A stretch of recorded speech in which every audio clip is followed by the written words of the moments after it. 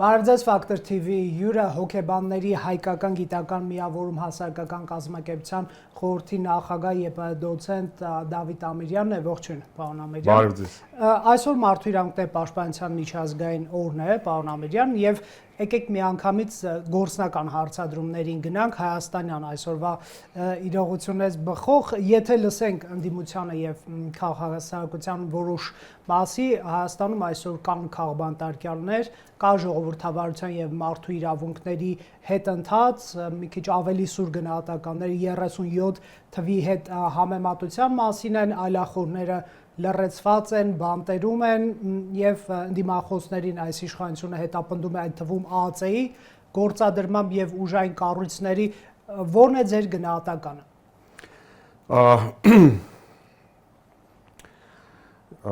Ես քաղաքական տեսանկյունից, հա, կամ քաղաքական մարդու տեսանկյունից չեմ գնահատի։ Գիտեք, 37 թիվ չի, հակառակ դեպքում ոչ մի բան չեր ասի, բայց մենք ունենք բավականին լուրջ խնդիրներ եւ եթե նայենք դատավարական գործընթացներին եւ եթե նայենք թե մարդիկ ձերբակալվում են, հետո կալանավորվում են եւ մենք ունենք միայն պաշտոնյաների հայտարարությունը, թե ինչի համար է դրանք տեղի ունեցել, ապա այո, մենք ունենք բավականին լուրջ խնդիր իրավունքների հետ կապված, քանի որ ամենակարևոր իրավունքներից մեկը արդար դատաքննության իրավունքը, իրավունքի իրականացումը այսօր շատ հարցերում խնդրահարույց է։ Հա, եկեք բացենք, ինչու։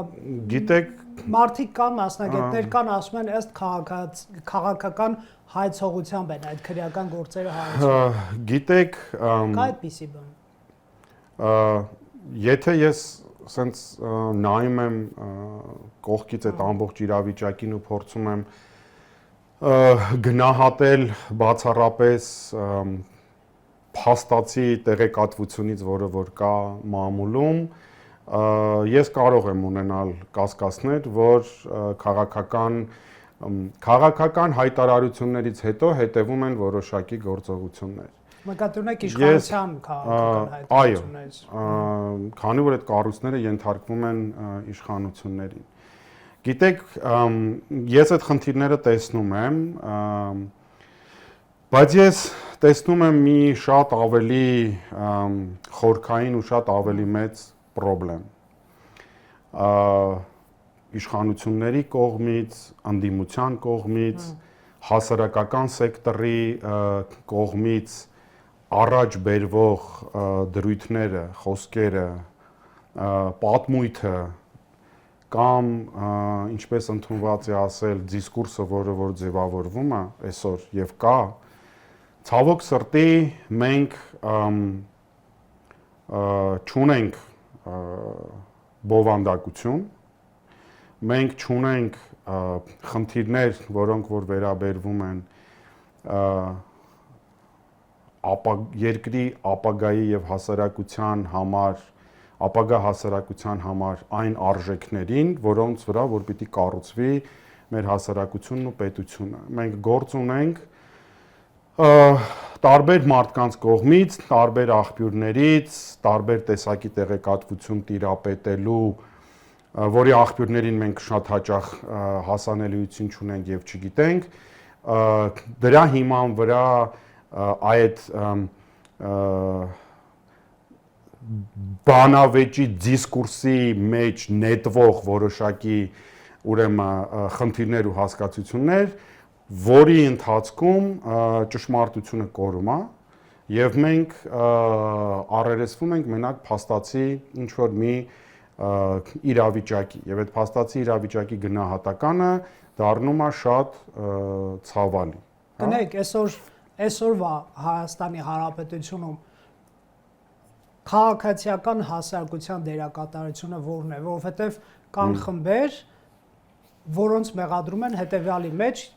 Դուք Սերժ Սարգսյանի, Քոչարյանի մյուսների ժամանակ շատ սուր եք թիրախավորում, օրվա իշխանությանը պահում եք խոշորացույցի տակ, այնպես չի որ հանիրավի։ Այսօրվա իշխանությունը նրանցից ավելի դաժան բաներ է անում եւ ասենք վարչապետը ասում է այո, ԱԱԾ-ն գնացել եւ հոգեվորականին ասել է խմբագրիր քո տեքստը կաթողիկոսի անունը չեղարկիր եւ դա նույն ուժգնությամբ չի պատժվում, այսպես ասենք, քաղաքասիական այդ մասի կողմից։ Դուք համամիտ եք, պարոն Ամիրյան։ Դուք շատ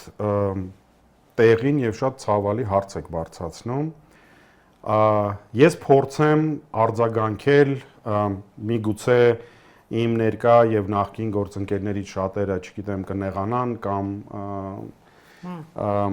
գիտեք ես ինչ եմ մտածում, եթե մի քիչ նուրբ ասեմ, ոչ շատ այսպես կտրուկ եւ արմատական, եկեք մենք հիմա ասենք, որ քաղաքացիական հասարակությունը որպես պետության ինստիտուտ գտնվում է այսօր որոշակի վերափոխումների շրջանում հետ հեղափոխական փոփոխությունների արդյունքում։ Դա դիվանագիտական պատասխան է, պարոն Ամիրյան։ Ես շատ շոյված եմ ձեր գնահատականից, որտեղ ես դիվանագիտական, այդպես ասած, որակներ չունեմ։ Մենք պիտի երևի թե սկսենք որոշակի ժամանակ միգուցե քաղաքացիական հասարակություն արտահայտությունը չօգտագործենք հասարակական սեկտոր միգուցե։ Եվ սրա հետ կապված մի կարևոր բան եմ ուզում ասեմ, քաղաքացիական հասարակությունը պետության ինստիտուտներից մեկն է, այդ 4-րդ իշխանություն ասածը քաղաքացիական հասարակությունն է, մամուլներ իրա քաղաքացիական հասարակությունը միայն հասարակական կազմակերպությունները չեն, հասարակական կազմակերպությունները քաղաքացիական հասարակության մի մասն են կազմում, քաղաքացիական հասարակության մաս պիտի կազմեն ակադեմիական միջավայրը, բուհերը, կրոնական կազմակերպություններն են քաղաքացիական հասարակության մաս, մամուլն է քաղաքացիական հասարակության մաս, ինչ առաքելություն ունի, ասեմ ու փորձեմ ձեր հարցին արձագանքել։ Եթե դուք նայում եք ընդհանրապես գիտության մեջ եղած բացատրությունները կամ մեկնաբանությունները, երկու շատ կարևոր գործառույթ ունի քաղաքացիական հասարակությունը։ Մեկը դա սոցիալական ուրեմն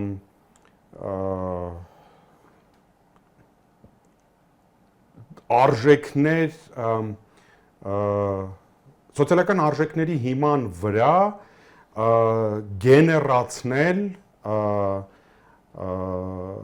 որոշակի գաղափարախոսություն, որոշակի գաղափարախոսություն չէ, ինքը պիտի կարողանա ուրեմն ձևավորի առաջ քաշի առաջարկի հասարակությանը արժեքների հիման վրա մոտեցումներ եւ իշխանության պարտադրի դրան համարժեք եւ երկրորդը դառնա հակակշիռ իշխանությանը իր գործողությունների համար, հա, այսինքն քաղաքացիական հասարակությունը պիտի առաջարկի որոշակի ուրեմն արժեքներ, որը որ պիտի կարողանա համախմբել հասարակության, թեկուզ ինչ-որ մի շերտի, մի խմբի, եւ դա դառնա պետության իշխանության գործողությունների համար հակակշիռ ու իշխանությունը պիտի դրա հետ սկսի հաշվի նստել։ Կներեք, պարոն Ամիրյան, որ բան եմ անում, հա, տեսեք, ընդմիջումը, բայց Հայաստանում այնքան են, ասես ասենք, հակադիր տեսակետները, ճամբարավորումը այնքան սուր է, որ այդ միջին հատվածը համարյա գոյություն չունի։ Միջին հատված, գիտեք ինչ նկատի ունեմ, որ հեղինակություններ, այդ թվում հասարակական գործիչներ, իրավապաշտպաններ կլինեն, չգիտեմ, փաստաբաններ կլինեն, տարբեր գործիչներ կլինեն, ում տեսակետը կընկալվի որպես հեղինակավոր, չի թիրախավորվի որպես իշխանական կամ ընդդիմադիր, ռուսամետ կամ արևմտամետ եւ այլն, եւ կընկալվի որպես, ասես, կարևոր ցուցիչ, հա։ Մենք ունենք գործ եւ իշխանական սեկտոր, եւ ընդդիմադիր սեկտոր, Եվ այս երկու ճամբարները ըստ էության իրար դեմ են պայքարում։ Տեսեք։ Սա մարտահրավեր է մեզ համար, թե։ Սա շատ լուրջ մարտահրավեր է, բայց այդտեղ կա մի շատ կարևոր ես կուզեի անդրադառնալ։ Այդ քաղաքացիական հասարակությունը պիտի գեներացնի սոցիալական կապիտալ։ Այդ կապիտալը պիտի լինի որոշակի արժեքների եւ դիրքորոշումների հիման վրա։ Հիմա մենք չենք կարող մեղադրել իշխանական եւ ընդդիմադիր կուսակցություններին, որ իրար հետ պայքարում են, բանավիճում են եւ այլն։ Իրանք ունեն իրանց նորմերը, իրանք ունեն իրանց արժեքային համակարգը, բայց ամբողջ կարևորությունը քաղաքացիական հասարակության, որ չթողել, որպիսի իշխանությունն ու ընդդիմությունը զավթեն այն դիսկուրսը, հա, որը որ պիտի կառուցված լինի արժեքների վրա, այդ պիտի առաջարկի քաղաքացիական հասարակությունը, ինչը ցավոք սրտի այսօր չի առաջարկում եւ այո, քանի որ դա չի առաջարկում, չի էլ կարողանում այդ հակակշիռը հանդիսանա։ Եվ ինչ է տեղի ունեցել իմ կարծիքով։ Ես կարծում եմ, որ իշխանություն, ընդդիմություն, քաղաքական այս բանավեճի մեջ որը որ կառուցված է բացառապես իրար մեղադրելու սկզբունքի վրա եւ չկա որևիցե մի իդեա, որի շուրջ կարելի է այդ քննարկումը կամ մասնակցել այդ քննարկմանը, մեղադրելով մեկը մյուսին եւ գիտեք, իրանք իրար հետ են կռվում եւ իրանք չեն խոսում ժողովրդի հետ եւ մեր հասարակության։ Ստեղ պիտի քաղաքացիական հասարակությունը խոսեր հասարակության հետ, բայց քաղաքացիական հասարակությունն էլ տարվել է երևի թե փորձագիտական համայնքը տարվել է ընկել է այս դիսկուրսի մեջ ու ինձ թվում է, որ իրանց մեջ էլ շատ լուրջ անհանգստություն կա իրանց նաև գոյության, եթե հանկարծ օրինակ, չգիտեմ, Ռոբերտ Քոչարյանը գա իշխանության, ինչ կլինի հասարակական սեկտորի հետ, անկախ փորձագիտական համայնքի հետ կամ մնացած բոլորի հետ։ Եվ կնեք իշխանությունը դարձել է այս նաև դաշտի գոյության երաշխավորներից մեկը, որը որ ես գիտեք ոնց եմ տեսնում, միգուցե էլի եմ ասում, շատ կատեգորիկ կարող է հնչի, այդ վախին հակազդելու, հա, կամ այդ վախը չեզոքացնելու, վտանգից երաշխավորելու արդյունքում ինքը կարողացել է ունենալ շատ լուրջ ազդեցություն հասարակական, քաղաքացիական հասարակության դաշտի վրա։ Միգուցե քաղաքացիական հասարակությանը միշտ փորձել են բան անել, ինչ ասեմ, զավթել կամ օգտագործել, բոլոր իշխանությունները տարբեր ձևերով են դա արել, մեկը իրան դերը նսեմացնելով բանի տեղ չի դրել, մեկը ստեղծել է իր սեփական քաղաքացիական հասարակությունը, հիմա ուրիշ տարբերակ է, որ նայում են ու տեսնում են, որ այո, եթե հանկարծ շարունակվեց այն ինչ որ տեղի ունեցավ այն ինչ որ տեղի ունեցավ Վրաստանում 20 տարի եվրոպական ինտեգրացման գործընթացից հետո, ապա այո, պետք է աջակցել գաղափարախոսությանը, բայց այդ մոտեցմանը, բայց հասկանում եք, նորից եմ ասում, արժեքների հիման վրա, գաղափարների հիման վրա, դիրքորոշումների հիման վրա բանավեճ այսօր չկա։ Եվ փաստը, որ իրանք չեն խոսում ոչ մեկ ժողովրդի հետ, նաև եկեք կոչենք, չգիտեմ, քաղաքացիական հասարակություն կամ հասարակական սեկտոր, որ չեն խոսում ժողովրդի հետ, գիտեք, դրա ամենավառ ապացույցը իմ կարծիքով, եթե նայում ենք մի քիչ գիտական տեսակետից, եթե արժեքների մասին խոսեն, մարդկանց մոտ պետք է ձևավորվի որոշակի դիրքորոշում։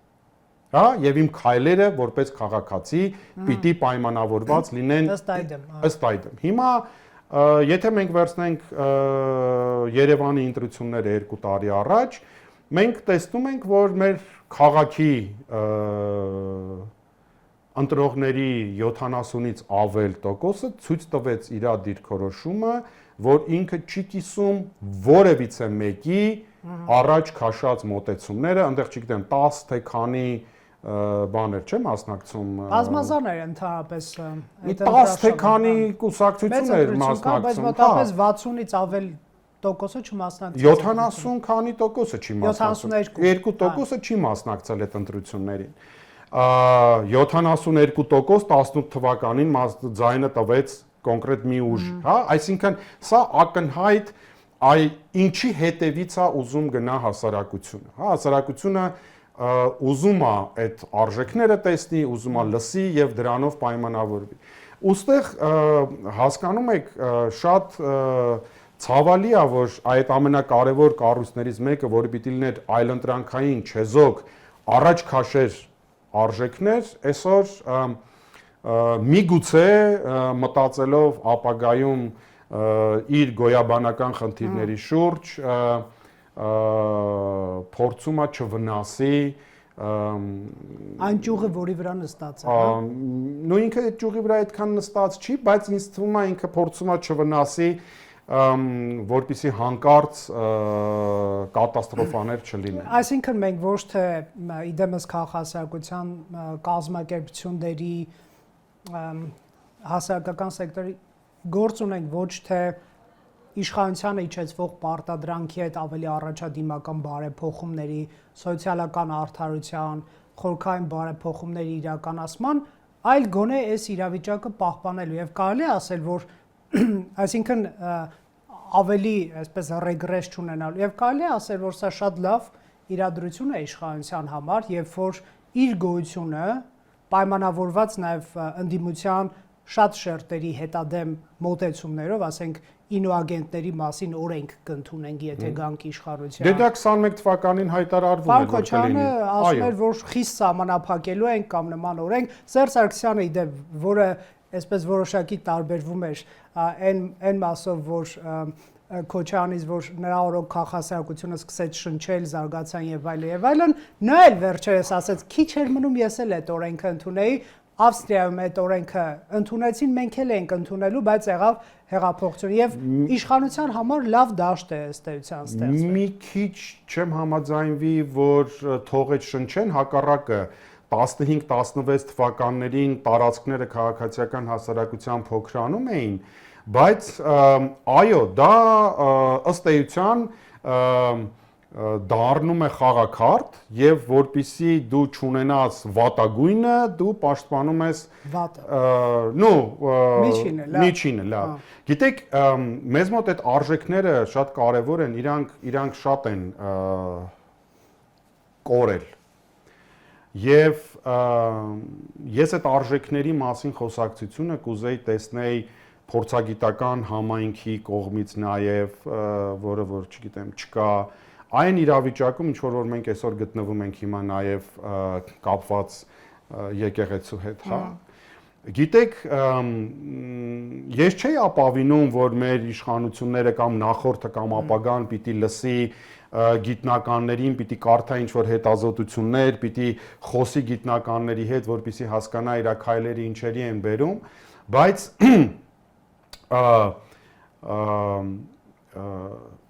Այս ամբողջ պայքարի մեջ ոչ մեկ չի մտածում նրանք ովքեր որ կողմ են, նրանք ովքեր որ դեմ են,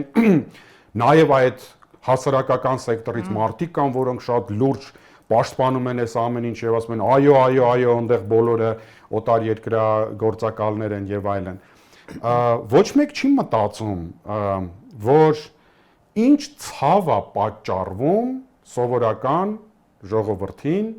ստեղծված իրավիճակով։ Ոչ մեկ չի տեսնում, որ այս կոնֆլիկտը ինքը հերթական ստրեսնա ու տրավման մեր հասարակության համար։ Եկեղեցու շուրջ իրադրություն։ Այո, որից որ դուրս գալը հետո խնդիրը կարող է հանգուցալուծվի 3 ամսում, 6 ամսում, մի տարում, չգիտեմ, բայց այն ցավը, որ ինքը թողելու է բնակչության, հասարակության մեծ մասի մոտ մենք դրանից երբ ենք դուրս գալու ոչ մեկ չգիտի։ Ոստեղ մի բան եմ ուզում ասեմ, բացարձակ կարևոր չի, որ ես լինեմ ինձ համարեմ կրոնական մարդ եւ համարեմ հավատացյալ, բայց ես որպես հայ ժողովրդի ներկայացուցիչ, ես այս ցավը ապրում եմ։ Ցավը բոլորին թվում է թե վայ, տես, այս ինչ բացահայտումներ են անում, ոնց են անում եւ այլն, բայց ինքը որպես երևույթ կապված մեր ինքնության կառուցվածքի հետ, երբ որ դու այդ կառուցվածքում ցավալի միջամտություն ես անում ու այդ կոնստրուկտը քանդում ես առանց նախապատրաստելու կամ տալու հիմնավորում, որտեղ տված հիմնավորումները բացարձակապես բավարար չեն, հա? Դու առաջ ես բերում էմոցիաներ, հույզեր մարդկանց մոտ, իսկ դրանք կարող են դառնալ շատ լուրջ ստրեսի պատճառ։ Հաշվի առնելով այն տրավմաները, որի միջով մենք գնում ենք վերջի 100 տարվա ընթացքում, սա հերթականն է լինելու։ Ես չգիտեմ ոնց է հանգուցալուծվելու, կարող է հանգուցալուծվում չտեսնված ձևով, բայց հետո հետ գալու այդ վերքերը ամոքելը շատ ծանր է լինելու։ Հարություն, որը առանց այդել վերջին 5 տարում ապրում է ստրեսների շոկային իրադրության մեջ եւ հանգիստ չունի ստացվում։ Ավելին ասեմ, տրավմաներով է ապրում, հա։ Եթե ընդհանրապես վերջի 5 տարին վերցնենք, մենք ունենք պատերազմը, մենք ունենք մեր տարածքներ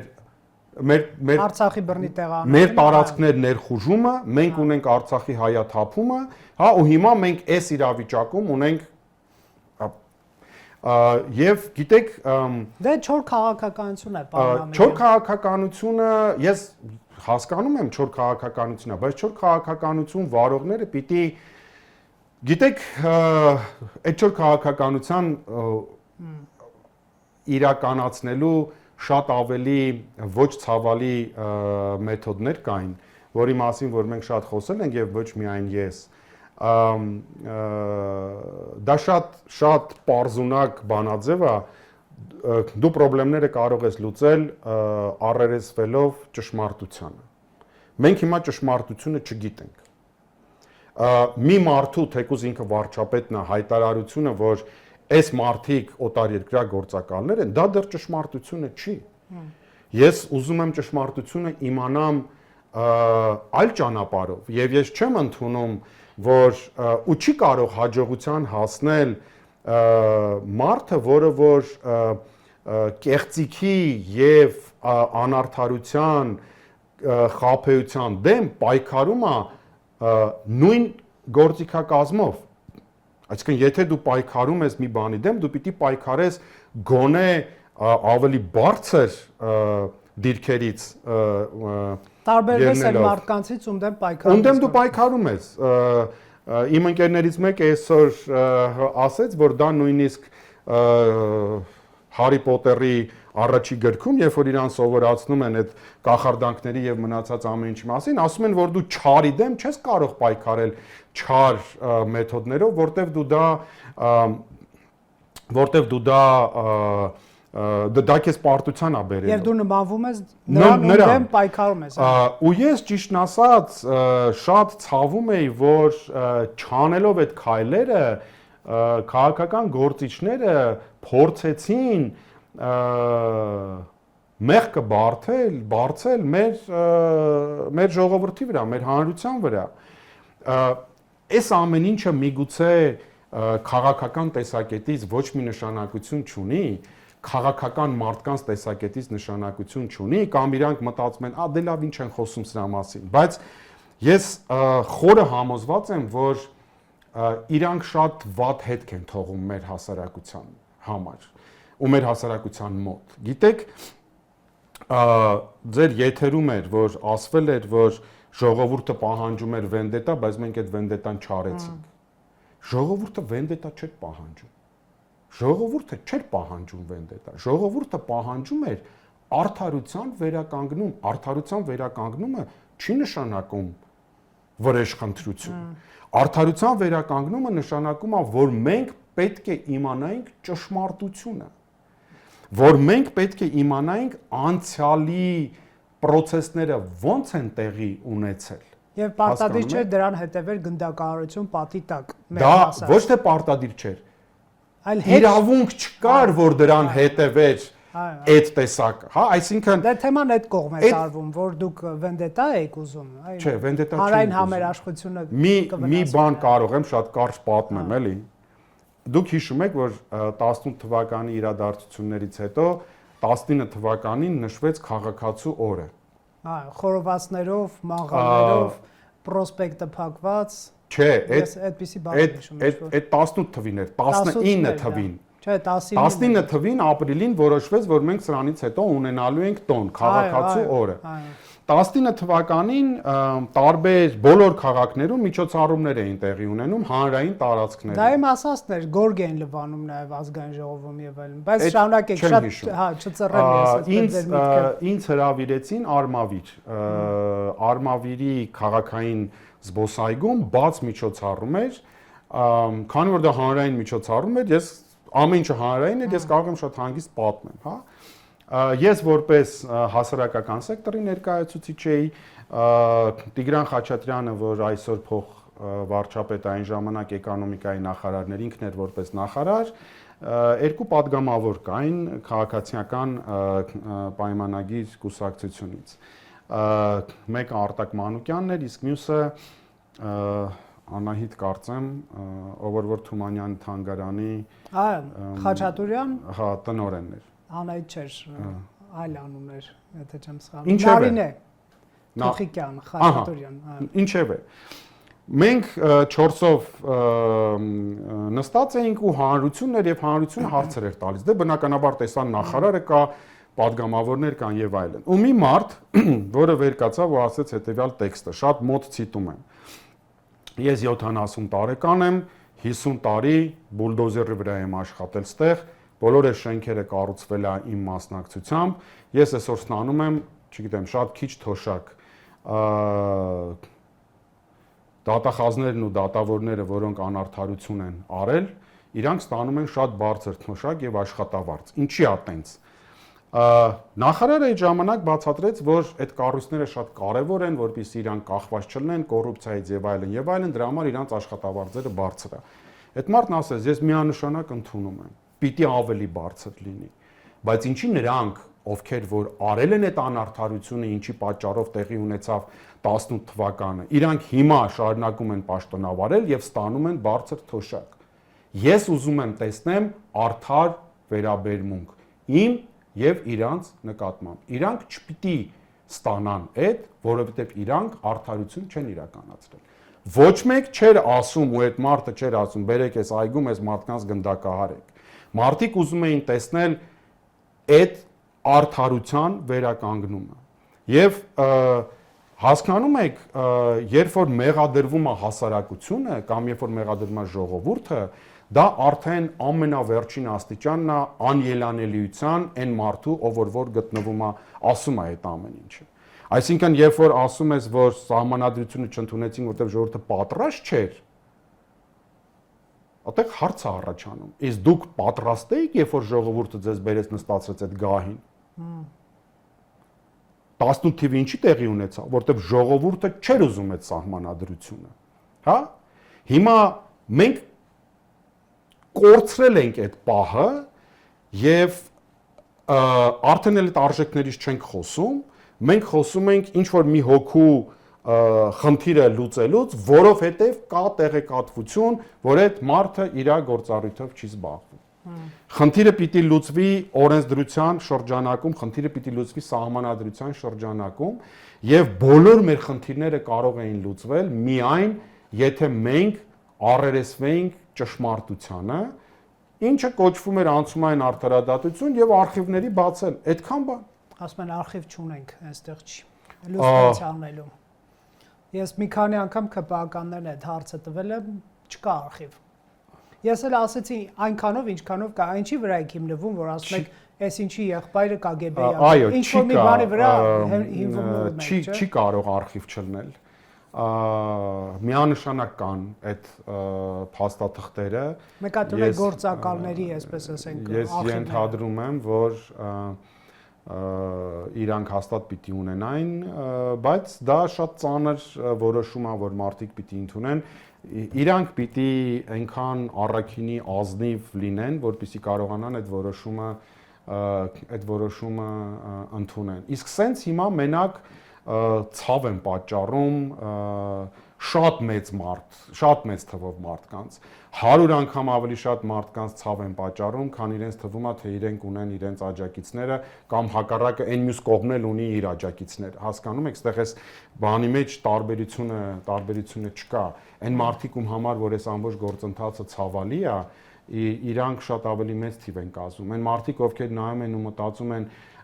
իսկ ինչի են փորձագետները խոսում վիրավորանքով եւ բռնությամբ, իսկ ինչի են իրենց անկախ համարող մարդիկ խոսում նույն տոնով, ինչ որ խոսում են քաղաքական գործիչները, իսկ ինչի մարդկանց մոտ հանդուրժողականությունը ընդհանրապես զրոյացված վիճակում է, իսկ այդ հանդուրժողականությունը զրոյանում է, գիտեք երբ որ մարդիկ ունենում են այդ ստրեսը եւ տրավման, եւ դա չի թույլ տալիս իրանց այտենց արտահայտություն կա հանդուրժողականության պատուհանը, դրանից դա մեծացնել, բացել եւ նայել դրանից այն կողմ։ Իսկ մյուս ամենացավալի բանը, որ ես տեսնում եմ ճիշտն ասած, որ բոլոր դերակատարները, որպես ինստիտուտներ եմ ասում, ոչ որպես մարդիկ, հասարակական սեկտորը, իշխանությունը, ընդդիմությունը գիտակցորեն կամ հասկանում են կամ չեն հասկանում, բայց կողքից նայելով դու տեսնում ես իրանց վարքից, խոսքից, ասածից, որ